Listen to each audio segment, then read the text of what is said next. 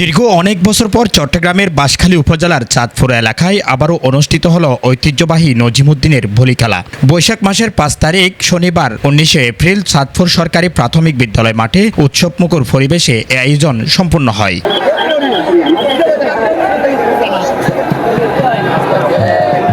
স্থানীয়দের উদ্যোগে আয়োজিত এই বলি খেলাকে ঘিরে সকাল থেকে এলাকায় উৎসবের আমেজ তৈরি হয়। দুপুর ২টা থেকে বাঁশখালী সহ পার্শ্ববর্তী বিভিন্ন উপজেলা থেকে হাজারো দর্শক ভিড় জমায় খেলা উপভোগ করতে।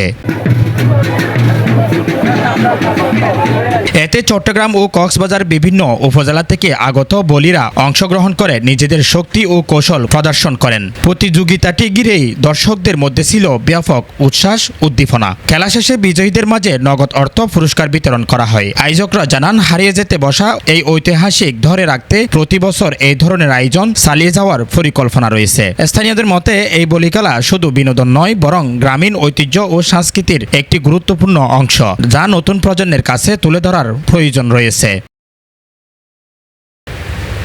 Jamal Uddin Zahed, news desk, Chittagong.